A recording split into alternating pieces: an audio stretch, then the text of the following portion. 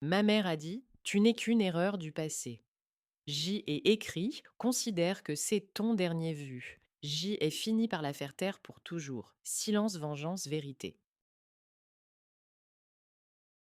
Mon téléphone sonne depuis 4 heures d'affilée. Je suis assise par terre dans mon petit appartement loué, adossé au mur froid, et je regarde l'écran. 32 appels manqués, tous de sa part, de ma mère, Veronica Coltrane, la femme qui m'a mise au monde il y a 20 ans et qui, depuis ce jour, déteste chaque seconde de mon existence. Je ne décroche pas, je n'ai pas l'intention de le faire. Hier soir, j'ai franchi une ligne de non-retour. Et vous savez quoi? Je m'en fiche. Je m'appelle Jenna Coltrane, j'ai 20 ans, je travaille comme avocate stagiaire dans un petit cabinet ici, à Springfield, dans l'Illinois.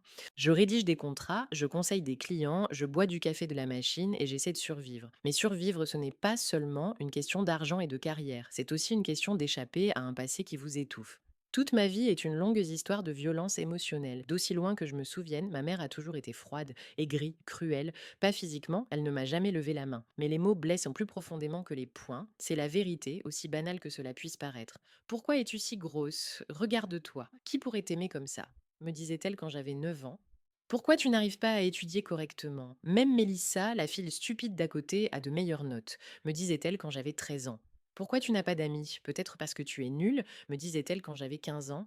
Mon père, Gordon, essayait toujours de me protéger. Il me prenait dans ses bras quand je pleurais dans la cuisine après une nouvelle dispute. Il me disait: «Ne l'écoute pas, ma chérie, elle est juste fatiguée». Mais il ne pouvait pas toujours être là. Il travaillait comme mécanicien et ses journées de travail se prolongeaient parfois tard dans la nuit, et Verona savait quand il n'était pas là. C'est à ces moments-là que sa cruauté devenait insupportable. Quand j'ai eu 19 ans, papa est parti. Il est venu dans ma chambre lors d'une de ces rares soirées calmes et m'a dit: «Je suis désolé, ma chérie, mais je ne peux plus rester. Tu es grande maintenant, tu peux te défendre toute seule. Si je reste ici, je vais mourir, tu comprends?» Je comprenais, bien sûr que je comprenais, mais cela ne m'aidait pas. Il est parti dans l'état voisin où il a rencontré Clarissa, une bibliothécaire aux yeux doux et à la voix douce. Je ne lui en voulais pas. Comment en vouloir à quelqu'un qui s'est sauvé lui-même? Mais ma mère était en colère, or elle était furieuse, et elle déversait toute cette rage sur moi. Tu as détruit cette famille, criait-elle. Sans toi, il serait resté. Maintenant, je suis seule et c'est de ta faute. Pendant 1 an et demi après son départ, j'ai enduré la situation. Je lui rendais visite tous les week-ends, je réparais des choses dans la maison, je l'aidais à faire les courses, j'essayais d'être une bonne fille, d'être assez bonne pour qu'elle m'aime enfin. Hier soir, j'ai compris que c'était impossible. Elle a appelé à 8 heures. Je venais de rentrer du travail, je m'étais fait du thé et je m'étais assise sur le canapé. Le téléphone a sonné et bêtement, j'ai décroché. Pourquoi tu n'es pas venue ce week-end? A-t-elle commencé sans me saluer? Je t'attendais. J'ai un robinet qui fuit et toi, tu es où? Tu restes dans ton petit appartement et tu te fiches de ta mère. Maman, je suis venue la semaine dernière, j'ai réparé ton robinet et changé les ampoules dans le couloir. Tu te souviens? Ne me dis pas ce que tu as fait, je sais ce que tu as fait. Rien. Tu es égoïste comme ton père. Quelque chose a cliqué en moi. Papa t'a quitté parce qu'il ne supportait plus ton poison, ai-je dit calmement. Tout comme moi, je n'en peux plus. Pause, puis explosion. Tu n'es qu'une erreur du passé que je veux oublier, a-t-elle crié. J'aurais dû avorter quand j'en avais encore la possibilité. Mais je ne l'ai pas fait, et maintenant je dois vivre avec une merde comme toi. J'ai senti quelque chose se briser en moi, pas à cause de la douleur, mais à cause du soulagement. Elle avait enfin dit à voix haute ce que j'avais toujours su. Considère cela comme ton dernier souhait, ai-je répondu froidement. Pour moi, tu n'existes plus. J'ai raccroché, j'ai bloqué son numéro, puis j'ai écrit à Marley Fincher, une de mes connaissances qui travaille comme avocate en droit de la famille. Marley a 28 ans, elle est intelligente et ne pose pas de questions inutiles. J'ai besoin d'aide, ai-je écrit, je veux rompre légalement tous les liens avec ma mère. Je veux la retirer de mes contacts médicaux, changer de bénéficiaire, préparer des documents pour renoncer à toute revendication future ou à tout héritage. Marley m'a répondu 10 minutes plus tard: on se voit demain. Maintenant, je suis assise ici, je regarde mon téléphone qui n'arrête pas de sonner et je ne ressens rien, ni colère, ni regret, juste un vide. Et vous savez quoi? C'est la meilleure chose que j'ai ressentie ces dernières années. Le lendemain matin, je vais au travail. J'essaie de me concentrer sur les documents, les contrats, tout ce qui n'a rien à voir avec elle. Mais Tobias Kershaw, l'associé principal de notre cabinet, remarque que quelque chose ne va pas. Il a 34 ans, il est grand, toujours vêtu de costume impeccablement repassé, et parfois il me regarde comme s'il voulait me demander quelque chose, mais n'osait pas. Geno, tout va bien? Me demande-t-il lorsque nous nous croisons près de la machine à café. Tu as l'air fatigué. Tout va bien, réponds-je. J'ai juste mal dormi. Il n'insiste pas, c'est l'une des choses que j'aime chez lui. Il ne se mêle pas de la vie des autres sans y être invité. Le soir, quand je suis déjà chez moi, mon père m'appelle. Gordon, je décroche immédiatement. Bonjour ma chérie, dit-il, et je perçois de l'inquiétude dans sa voix. Comment ça va? Ça va, papa, et toi? Pause. Geno, ta mère m'a appelé aujourd'hui. Pour la première fois depuis 1 an et demi, elle pleurait. Elle nous accusait, toi et moi, d'avoir comploté. Elle disait que nous voulions la détruire. Elle a menacé de révéler une vérité. Que s'est-il passé? Je lui raconte brièvement la conversation d'hier, ce qu'elle a dit, ce que j'ai fait. Il reste longtemps silencieux, puis il soupire. Geno vient me voir ce week-end, je ne voulais pas, mais je dois te parler. Il y a des choses que tu dois savoir. J'aurais dû te le dire depuis longtemps, mais j'avais peur. Cependant, maintenant, après tout cela, tu dois connaître la vérité. Mon pouls s'accélère. Quelle vérité, papa? Pas au téléphone. Viens, s'il te plaît. J'accepte. Je ressens de la peur et l'appréhension de quelque chose d'effrayant, quelque chose qui va tout changer. Qu'est-ce qu'il a à me dire? Le trajet jusqu'à Decatur prend 2 heures. Je conduis, j'écoute la radio, mais je n'entends pas un mot. Une seule pensée me trotte dans la tête. Qu'est-ce que papa veut me dire? Quelle vérité pourrait être pire que celle que je connais déjà? La ville de Decatur est petite et tranquille. Tout le monde se connaît ici et le temps semble s'écouler plus lentement. Papa vit dans une modeste maison à la périphérie avec un petit jardin et une clôture blanche. Quand j'arrive, Clarissa est déjà sur le porche. Elle sourit mais je lis l'inquiétude dans ses yeux. Bonjour Geno, dit-elle en m'embrassant. Gordon est à l'intérieur, il dit qu'il est prêt. Clarissa est une femme aux yeux doux et à la voix douce. Elle a 40 ans et est bibliothécaire à l'école locale. Elle n'a jamais essayé de remplacer ma mère et je lui en suis reconnaissante. Elle est simplement là, et cela me suffit.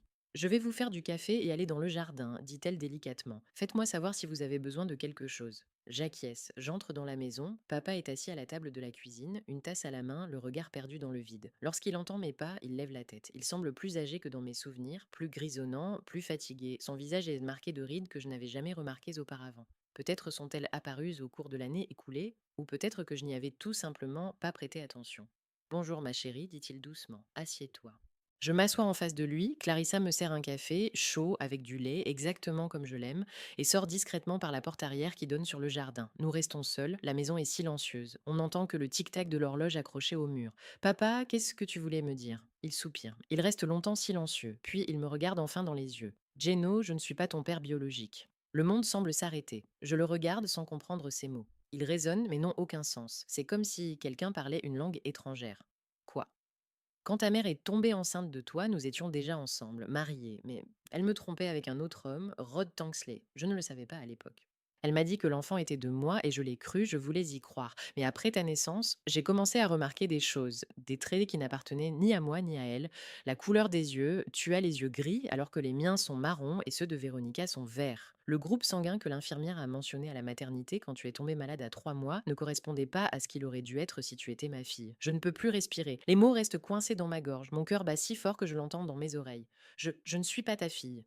Non, ma chérie. Biologiquement, non, mais j'ai décidé de rester, de t'élever comme ma fille, parce que je t'ai aimée dès le premier jour. Peu importe le sang. Quand tu étais allongée dans ce berceau d'hôpital, si petite, et que tu me regardais, j'ai compris que tu étais ma fille, et que tu le resteras. Les larmes coulent sur mes joues, je ne peux pas les arrêter. Elles coulent toutes seules, chaudes, salées. Pourquoi ne m'as-tu pas dit plus tôt?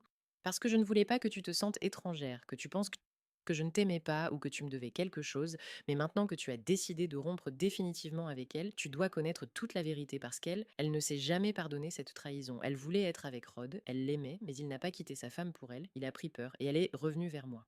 Et puis tu es née, et chaque fois qu'elle te regardait, elle voyait son erreur, sa perte, et elle te détestait pour ça. Je cache mon visage dans mes mains, je pleure tellement que mon corps tremble. Papa se lève et me prend dans ses bras. Je me blottis contre lui comme une petite fille. Ses mains sont fortes, chaudes, comme toujours.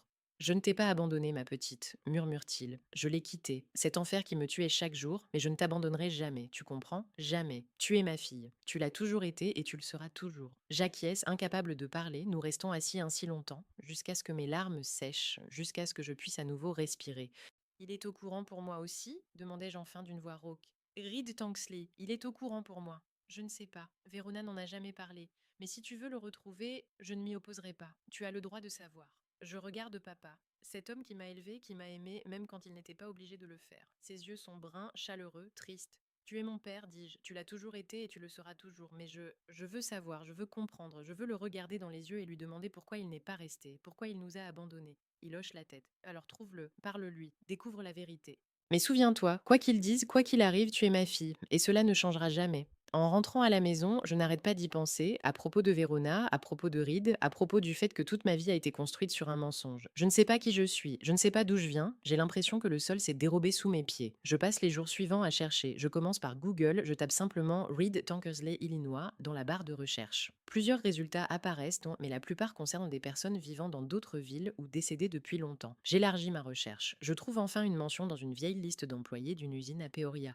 Reed Tankersley, inspecteur de sécurité, il y travaille depuis 20 ans. Je continue mes recherches, réseaux sociaux, Facebook, Instagram, même LinkedIn, je finis par trouver son profil Facebook. Reed Tankersley, 42 ans. Photo de profil. Il est debout devant l'usine en tenue de travail avec un casque de protection jaune. Il y a plusieurs autres photos, il est près d'un vieux camion rouge, il pêche avec deux hommes qui lui ressemblent, sans doute ses frères ou des amis. Sur l'une des photos, il est avec une femme. Elle sourit, lui tient la main. Légende. Avec ma chère Merle en 2019. La dernière photo d'eux ensemble. Je continue à lire son profil. Statut, veuf, dernière publication, il y a 1 an. Aujourd'hui, j'ai dit adieu à la meilleure personne de ma vie. Merle, tu seras toujours dans mon cœur. Sous le post, des dizaines de commentaires compatissants. Je regarde longuement son visage, j'essaie de m'y reconnaître. Les yeux peut-être sont un peu similaires. Gris comme les miens. Le nez peut-être. Le menton, non. Mais est-ce important? Je lui envoie un message via Facebook. Bonjour, je m'appelle Jenna Coltrane. Je pense que vous devriez me parler de Verona Coltrane. J'envoie. J'attends. Mon cœur bat si fort que je l'entends dans mes oreilles. Mes mains tremblent. Je regarde l'écran, attendant une réponse. 1 heure passe, 2, 3, rien. Peut-être qu'il ne consulte pas ses messages ou qu'il ne veut pas répondre. Je suis sur le point de ranger mon téléphone quand il sonne. Numéro inconnu, je décroche. Allô? Jenna Coltrane? Une voix masculine, grave, légèrement rauque. Oui. C'est Reed Tankersley? Tu m'as écrit à propos de Verona. Pause. Je ne sais pas quoi dire. Oui, j'ai besoin de vous parler. De quoi exactement? Sa voix est prudente, tendue, du passé, de ma mère, de moi. Longue pause. J'entends sa respiration à l'autre bout du fil. Quel âge avez-vous, Jenna? 20 ans. Une autre pause, plus longue. Je comprends. Écoute, je ne peux pas en parler au téléphone. C'est compliqué, très compliqué. Écoute, Geno, il faut vraiment qu'on se voit. En personne, parce que ce n'est pas le genre de conversation qu'on peut avoir au téléphone. Tu es libre demain? Au café Zarki, sur Main Street, à Peoria, à 9 heures du matin? Oui, je peux. À demain, alors. Il raccroche. Je reste assise, le téléphone dans les mains, incapable de bouger. J'essaie de dormir cette nuit-là, mais je n'y arrive pas. Je reste allongée dans mon lit, les yeux fixés au plafond. Des questions tournent dans ma tête. Que m'ont-ils encore caché? Le lendemain matin, je me réveille à 7 heures. Je n'ai presque pas dormi. Je me prépare, je bois un café, j'essaie de me calmer. À 8 heures, je pars pour Peoria. Le trajet dure un peu plus d'1 heure. J'arrive à 9 heures. À 9 heures pile, j'entre. Le café Zarkin est petit, confortable, avec des cadres de fenêtres rouges et une odeur de pain frais et de cannelle. Il y fait chaud, l'air est humide à cause de la vapeur. Une musique douce joue, une vieille chanson country. Je regarde autour de moi. Plusieurs personnes sont assises aux tables. Un couple âgé, une jeune femme avec un ordinateur portable, un homme en tenue de travail. Dans un coin, près de la fenêtre, est assis un homme grand, aux tempes grisonnantes, vêtu d'une veste de travail. C'est celui que j'ai vu sur la photo. Il me regarde. Nos regards se croisent. Il se lève. Jenna? Je hoche la tête, je m'approche de lui, nous nous asseyons l'un en face de l'autre. La serveuse s'approche, mais Reed lui fait signe de revenir plus tard. Elle s'en va. Nous restons silencieux pendant quelques secondes. Je le regarde, il me regarde, puis il dit doucement: Tu ressembles à ma sœur, tes yeux, exactement comme les siens, et ton menton. Je ne sais pas quoi dire. Je reste assise en silence, attendant la suite. Tu sais pourquoi j'ai accepté de te rencontrer? Demande-t-il. Je secoue la tête. Parce que j'attendais cet appel depuis 20 ans, depuis que Verona m'a dit qu'elle était enceinte. Je savais que tu viendrais un jour. Ces mots me frappent comme une douche froide. Vous saviez pour moi? Oui, Verona m'a appelé quand elle a appris qu'elle était enceinte. Elle m'a dit que l'enfant était peut-être de moi, mais j'étais mariée à l'époque. Ma femme, Merle, luttait contre la maladie. Non, pas le cancer, c'était plus tard. À l'époque, elle souffrait d'une grave dépression après avoir fait une fausse couche. Et ma famille, ma mère m'a dit que si je quittais Merle, elle me renierait. J'ai eu peur. J'ai dit à Véronique que je ne pouvais pas être avec elle. Elle est retournée avec Gordon, elle t'a donné naissance, je ne t'ai jamais vue, jusqu'à aujourd'hui. Je sens la colère monter en moi.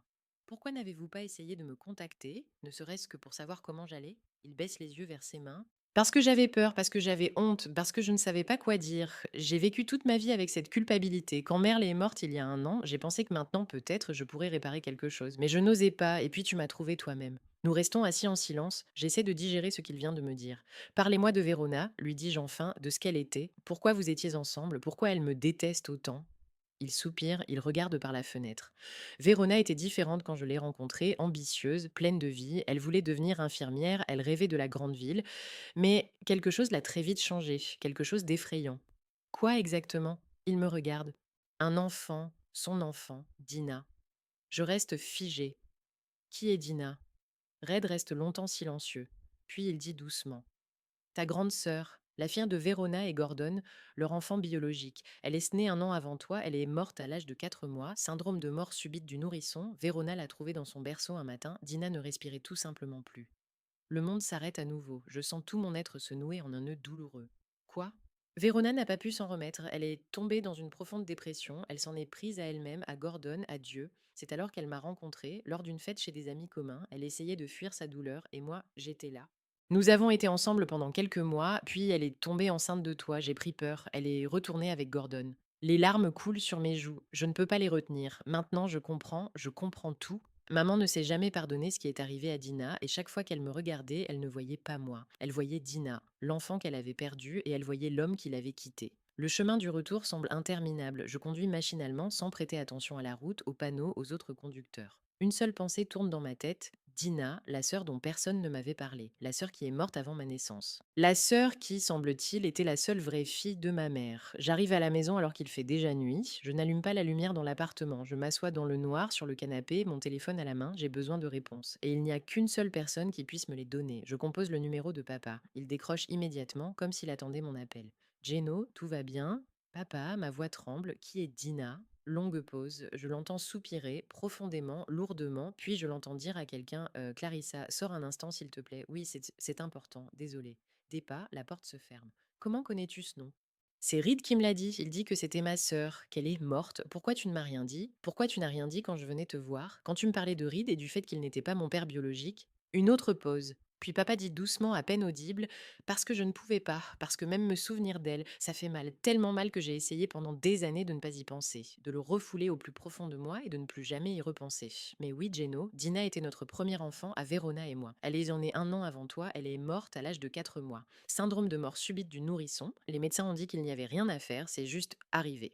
Je ferme les yeux, parle-moi d'elle, s'il te plaît, je dois savoir. Papa reste silencieux pendant un long moment. J'entends sa respiration à l'autre bout du fil, irrégulière, difficile, puis il se met à parler lentement comme si chaque mot lui causait une douleur physique.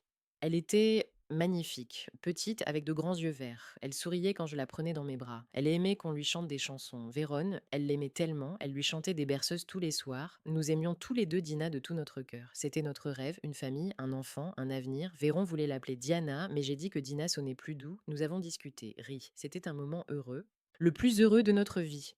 Sa voix se brise, et puis un matin, Vérona s'est réveillée et est allée dans la chambre de bébé. Dina pleurait généralement à 6 heures, elle voulait manger. Mais ce matin-là, tout était calme, trop calme. Vérona est entrée dans la chambre et a trouvé Dina morte dans son berceau. Elle était simplement allongée là, tranquille, comme si elle dormait. Mais elle ne respirait plus. Vérona a crié. Je me suis réveillée, j'ai couru, j'ai vu Dina, je l'ai prise dans mes bras, j'ai essayé de lui faire du bouche à bouche. J'ai appelé l'ambulance, mais c'était trop tard. Elle était déjà partie. Je pleure et j'écoute simplement. Que s'est-il passé ensuite? Ensuite, ce fut l'horreur, une véritable horreur. Vérona est tombée dans une profonde dépression. Elle ne mangeait plus, elle ne dormait plus. Elle restait simplement allongée dans son lit et regardait le plafond. Elle se reprochait tout. Elle disait qu'elle était une mauvaise mère, qu'elle n'avait pas fait attention, qu'elle aurait dû vérifier que Dina allait bien pendant la nuit, que si elle s'était réveillée plus tôt, Dina serait encore en vie. J'ai essayé de la convaincre que ce n'était pas sa faute, que personne n'était responsable, que c'était simplement une tragédie que personne n'aurait pu prévoir. Les médecins lui ont dit la même chose, mais elle ne les écoutait pas. Elle s'est renfermée sur elle-même. Elle a cessé de sortir de la maison, elle a cessé de communiquer avec moi. J'avais peur qu'elle se suicide. Je cachais tous les couteaux et les comprimés. Je dormais à côté d'elle, je lui tenais la main pour qu'elle sache qu'elle n'était pas seule. Je sens à quel point cela lui fait physiquement mal de s'en souvenir. Combien de temps cela a-t-il duré? Des mois, 3, peut-être 4. Je ne me souviens pas exactement. Cette période est comme un brouillard. J'ai moi aussi failli craquer, mais je devais être fort pour elle. Et puis, quelques mois plus tard, des amis nous ont invités à une fête. J'ai forcé Vérona à y aller car je pensais qu'elle avait besoin de se changer les idées, d'être parmi les gens, ne serait-ce qu'une heure, et c'est là qu'elle a rencontré Reed. Il soupire. Il était, je ne sais pas comment dire, attentif, gentil. Il l'écoutait quand elle parlait de Dina. Il ne s'enfuyait pas, ne changeait pas de sujet comme les autres. Il écoutait tout simplement. Et elle a commencé à le fréquenter au début juste pour discuter, puis plus. Je savais, bien sûr que je savais. Je la voyais sortir de la maison le soir, rentrer tard. Je voyais qu'elle souriait quand elle regardait son téléphone. Mais je n'ai rien dit, parce que pour la première fois depuis des mois, elle avait l'air vivante, tout simplement vivante. Pour la première fois, elle mangeait sans qu'on la force. Pour la première fois, elle dormait paisiblement. Je pensais que cela l'aiderait à sortir de sa dépression, que nous pourrions ensuite reconstruire notre mariage, mais ensuite elle est tombée enceinte. De la part de Red. Oui, à ce moment-là, nous ne savions pas encore exactement. Elle l'a appelé, lui a annoncé sa grossesse. Elle lui a demandé de quitter sa femme et de rester avec elle. Mais lui, il a eu peur. Il ne pouvait pas quitter sa femme à cause des pressions religieuses et familiales. Véronica est revenue vers moi. Elle pleurait. Elle disait qu'elle avait tout perdu. Dina, Reed et elle-même. Je l'ai prise dans mes bras. Je lui ai dit que nous allions recommencer à zéro. Que ce nouvel enfant nous aiderait à guérir, que nous serions heureux. Je pensais que ce serait le cas, mais je me trompais. Je serre le téléphone si fort que mes doigts blanchissent. Elle n'a pas oublié Dina. Non, elle n'a jamais oublié. Et quand tu es née, elle n'a pas pu t'aimer autant qu'elle aimait Dina. Elle avait peur, peur de perdre à nouveau, peur de ressentir à nouveau cette douleur insupportable. Chaque nuit, elle se réveillait, allait vers ton berceau, vérifier si tu respirais. 20, 30 fois par nuit, cela a duré des mois. Elle devenait folle de peur, et quand tu as grandi et que la peur s'est dissipée, il restait la colère. La colère contre elle-même, contre Reed, contre le monde, contre Dieu et contre toi. Car chaque fois qu'elle te regardait, elle ne voyait pas toi, elle voyait Dina, l'enfant qu'elle avait perdu, et elle voyait Rod, l'homme qui l'avait quitté. Je pleure silencieusement, je ne peux m'arrêter. Papa reste longtemps silencieux, puis il dit si doucement que je l'entends à peine. Chaque fois que je me souviens de Dina, je vois son petit visage, son sourire. J'entends son rire, je sens son odeur, le lait et la poudre, et je ressens à nouveau cette douleur, une douleur qui ne disparaît jamais. Elle s'atténue simplement avec les années, mais elle ne disparaît pas. Ce n'est pas seulement Verona qui a perdu sa fille, Gennaro. Moi aussi, je l'ai perdue, et ça me fait encore mal, tellement mal que j'ai essayé de l'enfouir au plus profond de moi et de ne plus y penser. Jamais. Mais maintenant, tu sais, et tu peux comprendre ta mère, simplement comprendre. Je hoche la tête même s'il ne me voit pas. Merci papa, pour la vérité. Désolée de ne pas te l'avoir dit plus tôt. Mon père raccroche, et je reste assise dans le noir. J'essaie de digérer tout ce que j'ai entendu. Je comprends ma mère, je comprends sa douleur, sa peur, son désespoir. Perdre un enfant est la pire chose qui puisse arriver à un être humain. Mais cela ne justifie pas ce qu'elle m'a fait subir toute ma vie. La douleur ne donne pas le droit de mutiler une autre personne. La peur ne donne pas le droit de détester son propre enfant. Le soir, le téléphone sonne, c'est Marley. Je décroche. Géno, nous avons un problème, un gros problème. J'allume la lumière, je me frotte les yeux. Lequel? Quelqu'un de notre cabinet a accidentellement parlé des documents, du fait que tu veux rompre légalement tous les liens avec elle. Elle l'a appris, elle vient de m'appeler. Elle criait si fort que j'ai dû éloigner le téléphone de mon oreille. Elle a dit qu'elle allait te poursuivre en justice pour préjudice moral, qu'elle exigerait une compensation pour toutes ces années d'éducation, qu'elle trouverait un avocat qui l'aiderait à te détruire. Je ris, un rire froid, sans joie. Je lui ai dit que c'était juridiquement absurde, poursuit Marley, qu'aucun tribunal n'accepterait une telle plainte, mais elle ne m'écoute pas, elle dit qu'elle s'en fiche, qu'elle se battra jusqu'au bout. Quel essai? Geno, il y a autre chose, elle a appris que tu avais retrouvé Reed et maintenant elle essaie elle-même de le contacter. Je ne sais pas comment elle l'a appris, peut-être par des connaissances communes. Mon cœur s'arrête de battre. Quoi? Oui, Reed m'a écrit aujourd'hui, il m'a demandé tes coordonnées. Il a dit qu'il voulait te prévenir. Je raccroche. Quelques heures plus tard, un numéro inconnu m'appelle. Je décroche. Jenna, c'est Reed. Je sais, Marley me l'a dit. Écoute, Dan, ta mère m'a appelé aujourd'hui pour la première fois en 20 ans. Je ne m'y attendais pas. J'ai vu un numéro inconnu, j'ai décroché. J'ai entendu sa voix. Elle pleurait, elle criait, elle m'accusait d'avoir détruit sa vie. Que c'est à cause de moi qu'elle est si malheureuse, que si j'étais restée avec elle à l'époque, tout aurait été différent, que Dina serait encore en vie. Que lui as-tu répondu? Que je ne peux pas changer le passé, que je regrette ce qui s'est passé, que je l'avais quitté, mais que je n'étais pas responsable de tous ces problèmes, que Dina n'était pas morte à cause de moi, ni à cause d'elle, que c'était simplement arrivé. Mais elle ne m'écoutait pas, elle criait et pleurait, c'est tout. Il soupire. Puis elle s'est un peu calmée, elle a dit qu'elle voulait me voir, en personne, qu'elle avait besoin de parler pour clore cette histoire une fois pour toutes. Je ne sais pas quoi faire. Je reste silencieux pendant quelques secondes. Tu vas la rencontrer? Je ne sais pas, peut-être, mais je voulais te prévenir pour que tu sois au courant, pour que tu ne sois pas surprise si quelque chose arrive. Merci, je raccroche, j'ai l'impression que tout m'échappe.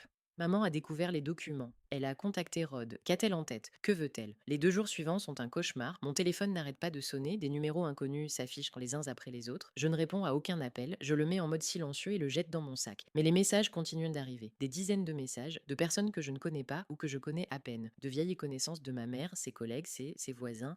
Geno, ta mère pleure toute la journée. Comment as-tu pu faire ça? Tu es une fille sans cœur, ta mère t'a élevée et c'est ainsi que tu la remercies? Véronique va mal, elle ne mange pas, elle ne dort pas, tout ça à cause de toi.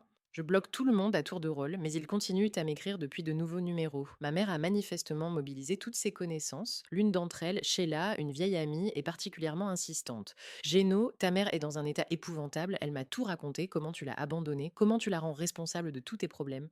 Elle dit qu'elle a essayé d'être une bonne mère, mais que tu ne l'as jamais appréciée. Que lui as-tu fait? Comment as-tu pu faire ça à ta propre mère? Je regarde le message et je ris, amèrement. Maman raconte à tout le monde sa version de l'histoire, une version où elle est la victime, où je suis la fille méchante et ingrate, où elle a essayé, mais où je l'ai repoussée. Je bloque Sheila, je bloque tous les autres. Au travail, ça empire. Pendant la pause déjeuner, Tobias entre dans mon bureau. Il a l'air mal à l'aise, comme s'il voulait dire quelque chose, mais ne savait pas comment commencer. Geno, tu as une minute? Oui, bien sûr, assieds-toi. Il s'assoit en face de mon bureau. Il reste silencieux pendant quelques secondes, les yeux fixés sur le sol. Ce matin, quelqu'un a appelé l'entreprise. La femme n'a pas donné son nom, elle a dit qu'elle voulait se plaindre de toi, qu'elle trouvait que tu manquais de professionnalisme, que tu traites mal les clients, que nous devons te licencier parce que tu nuis à la réputation de l'entreprise. Je serre les poings sous la table. Que lui as-tu répondu? Que nous n'acceptons pas les plaintes anonymes, que si elle souhaite signaler quelque chose officiellement, elle doit envoyer une déclaration écrite accompagnée de preuves. Elle a raccroché. Mais Geno, je devine qui c'était, ta mère ou quelqu'un de son entourage, et si cela continue, il pourrait y avoir des problèmes. Pas pour toi personnellement, je sais que tu es une personne formidable, mais pour l'entreprise, nous ne pouvons pas nous permettre de scandale. J'acquiesce, sentant tout bouillonner en moi. Je comprends, désolé, je vais m'en occuper.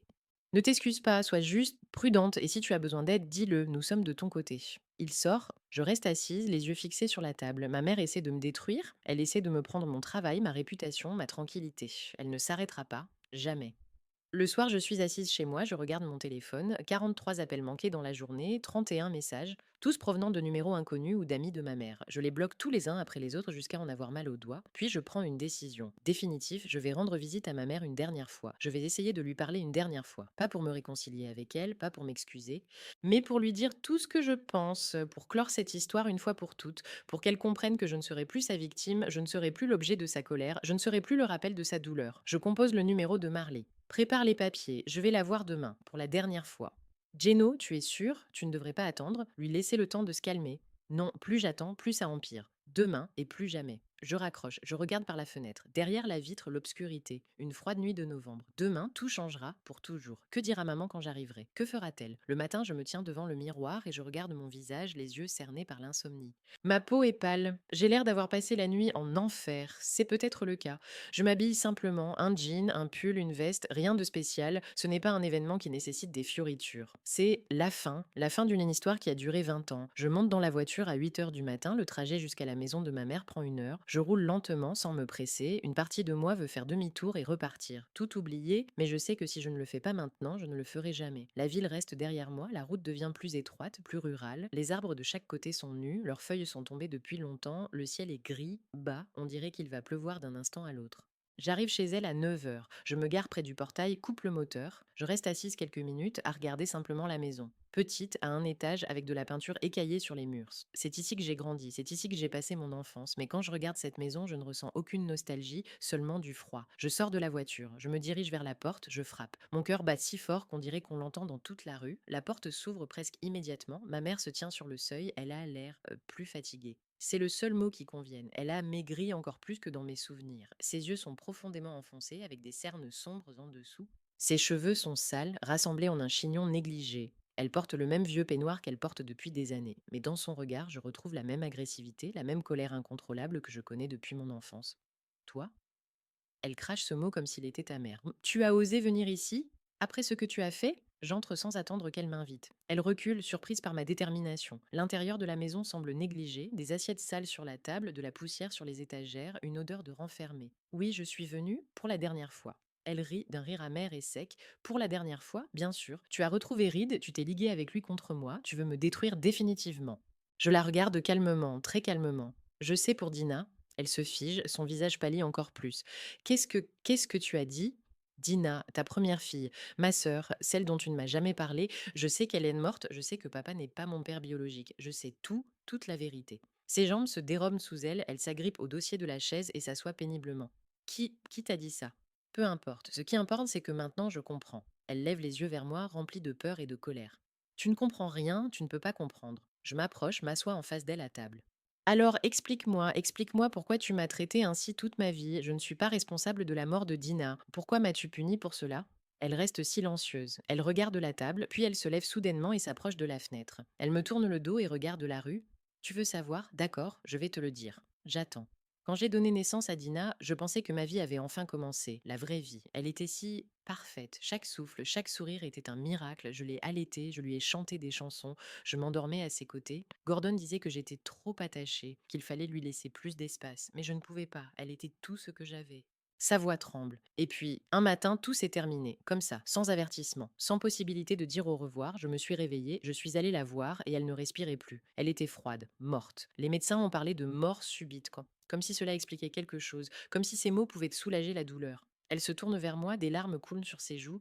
Je voulais mourir avec elle. Vraiment, Gordon m'en a empêché. Il a pris les couteaux, les médicaments, m'a enfermée à la maison. Je l'ai détesté pour ça, pour ne pas m'avoir laissé la suivre.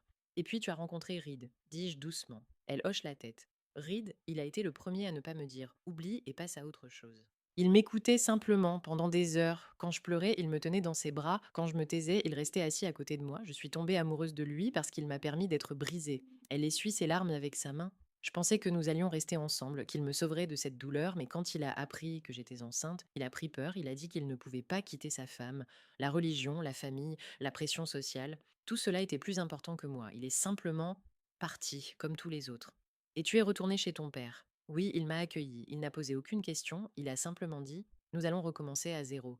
Je voulais y croire. Je voulais que ce nouvel enfant soit mon salut. Mais quand tu es né, elle me regarde. Dans ses yeux, il y a quelque chose de sombre, quelque chose d'effrayant. Je n'ai pas pu t'aimer. J'ai essayé. Mon Dieu, comme j'ai essayé. Mais chaque fois que je te regardais, je ne te voyais pas toi. Je voyais Dina. Je vous comparais. Tes pleurs n'étaient pas les mêmes que les siens. Ton sourire était différent. Même ton odeur m'était étrangère. Et puis, je voyais Reed, ses yeux, ses traits. Tu étais le rappel vivant de tout ce que j'avais perdu. Je serre les mains sous la table pour qu'elles ne tremblent pas.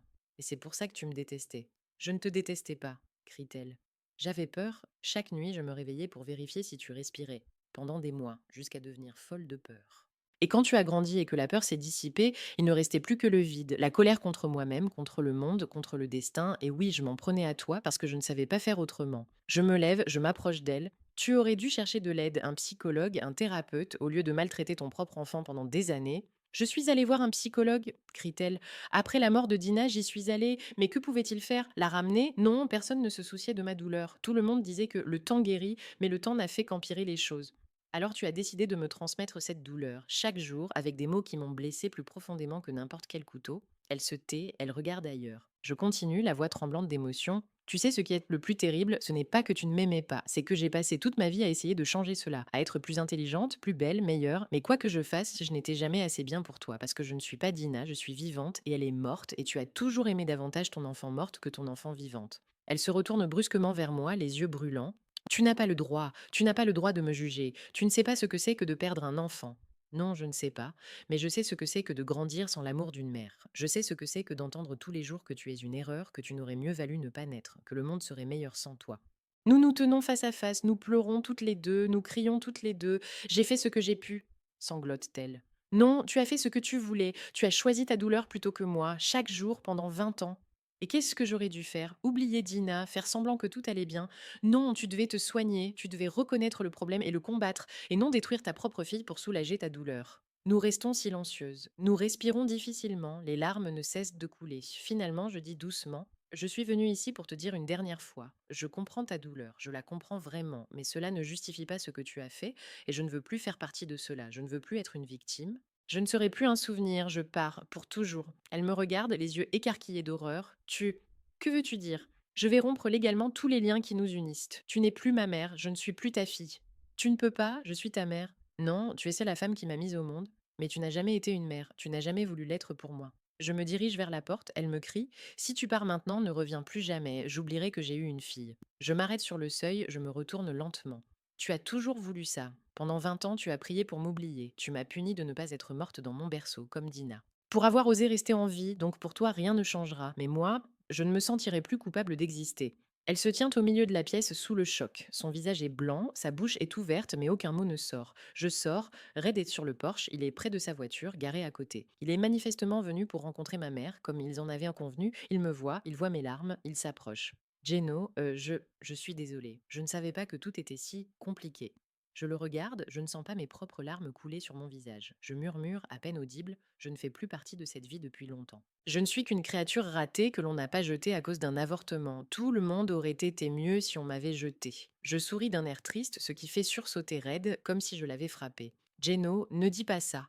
Mais je pars déjà. Vers la voiture, je m'assois, je démarre le moteur, je pars. Je ne ressens pas de libération, je ne ressens ni joie ni soulagement, seulement de la douleur et du vide. Et une seule question qui tourne dans ma tête: si j'étais morte comme Dina, tout le monde ne serait-il pas mieux? Je rentre chez moi après avoir parlé à ma mère et je ne me souviens pas du trajet. Je ne me souviens pas comment je suis arrivée. Je ne me souviens pas comment j'ai monté les escaliers jusqu'à mon appartement.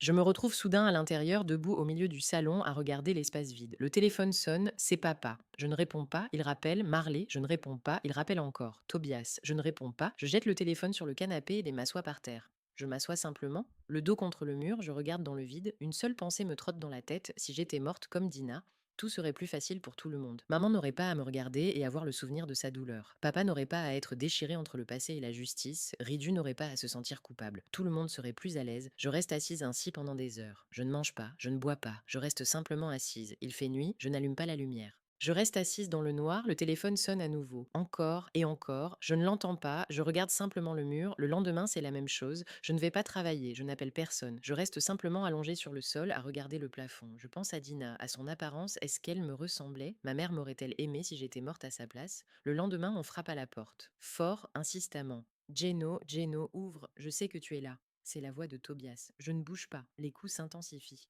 Geno, s'il te plaît, ouvre ou je défonce la porte. Je ne bouge toujours pas. Je l'entends tripoter la serrure. Il a un double des clés, je le lui ai donné en cas d'urgence. La porte s'ouvre, Tobias entre, me regarde. Je suis allongée par terre dans les mêmes vêtements que je portais quand je suis allée chez ma mère il y a 2 jours. Mes cheveux sont sales, mon visage est sec à cause des larmes. Mon Dieu, Geno! Il s'approche, s'accroupit à côté de moi. Tu as mangé quelque chose? Je ne dis rien. Tu as bu? Silence. Il va dans la cuisine, apporte de l'eau. Il me relève, m'aide à boire. Je bois machinalement. Geno, que s'est-il passé? Tu ne répondais pas au téléphone, ton père est fou d'inquiétude. Je le regarde. Je veux dire quelque chose, mais les mots ne sortent pas. Je recommence simplement à pleurer. Il me serre dans ses bras, il me tient fermement. Il ne dit rien, il me tient simplement. Au bout de quelques minutes, il prend son téléphone et appelle quelqu'un. Carole, c'est moi, j'ai besoin de ton aide. Ici, ça va mal, très mal, tu peux venir. Il écoute la réponse puis hoche machinalement la tête. Merci, le plus vite possible. Il raccroche, il me regarde. Ma femme va venir, elle est psychologue, elle va t'aider, je ne dis rien. Une demi-heure plus tard, Carole arrive. Elle entre, me regarde, évalue la situation d'un regard professionnel. Bonjour Géno, dit-elle doucement, je m'appelle Carole. Tobias m'a parlé de toi, on peut discuter? Je ne dis rien. Elle s'assoit à côté de moi sur le sol, pas sur une chaise, avec condescendance, à côté, au même niveau. Raconte-moi ce qui s'est passé, et je raconte tout. À propos de ma mère, de Dina, de Reed, de la conversation, de ce que je ressens en ce moment, que je ne veux plus vivre. Carole écoute, elle ne m'interrompt pas, elle ne juge pas, elle écoute simplement. Quand j'ai fini, elle dit doucement: Géno, ce que tu ressens en ce moment est normal. Après un tel traumatisme, il est c'est normal de se sentir désespéré. Mais cela ne signifie pas que ce sera toujours ainsi. Tu as besoin d'aide, d'une aide professionnelle. Je ne veux aller nulle part. Ce n'est pas nécessaire. Je viendrai te voir, ou nous discuterons en ligne. Mais tu as besoin de soutien et tu n'es pas seul. Tobias est là, ton père est là, je suis là. Elle tend la main vers son téléphone. Tu as le numéro de ton père? Tobias le trouve dans mon téléphone et le donne à Carole. Elle compose le numéro. Bonjour, je suis Carole Kershaw, psychologue. Je suis actuellement avec votre fille Jenna. Oui, elle est en sécurité. Mais elle a besoin de votre soutien. Pouvez-vous venir? Elle me tend le téléphone. J'entends la voix de mon père, inquiet, effrayé. Jenna, ma chérie, tu m'entends? Oui, papa. Ma voix se brise. Je ne sais pas comment continuer à vivre. Longue pause, puis il dit doucement. Un jour à la fois, Jenna, aujourd'hui, il suffit de se réveiller. Demain, il faudra faire un pas de plus. J'arrive dans 1 heure. Attends-moi, j'acquiesce même s'il ne me voit pas. D'accord. Les semaines suivantes sont floues. Papa arrive et reste avec moi quelques jours. Il s'assoit simplement à côté de moi, prépare à manger, me convainc de manger. Il ne me met pas la pression. Il ne pose pas de questions inutiles. Il est simplement là. Carole vient 3 fois par semaine. Nous parlons. De maman, de Dina, de moi, de ce que je ressens, de pourquoi je veux disparaître. Elle ne me juge pas. Elle m'aide simplement à démêler le chaos de mes émotions. Un jour, je lui demande: Combien ça coûte? Je ne peux pas payer. Elle sourit. Ne t'inquiète pas pour ça. Ton père s'est déjà arrangé avec moi. Tu n'as pas besoin de penser à l'argent pour l'instant. Tu dois penser à te rétablir. Peu à peu, je commence à sortir de chez moi. Au début, je me contente d'aller dans la rue, de faire le tour du quartier, puis je m'éloigne davantage. Marley m'aide à remplir tous les documents juridiques nécessaires pour rompre mes liens avec Verona. Officiellement, légalement, je ne suis plus sa fille. Un mois plus tard, Carole et Tobias viennent me voir ensemble. Geno, dit Carole, je pense que tu as besoin de changer d'air. Springfield te rappelle ta mère, le passé. Tu dois quitter cet endroit où le passé t'étouffe et aller ailleurs. Je les regarde. Où ça? Tobias répond: Mon ami a un cabinet d'avocats à Champagne. Il est petit mais stable. Il y a un poste de stagiaire en droit à pourvoir. Le salaire est modeste, mais c'est un travail. Je peux t'écrire une lettre de recommandation. Je secoue la tête. Je n'ai pas terminé le cursus complet. Je n'ai fait qu'un stage. J'ai peu d'expérience. Je n'y arriverai pas.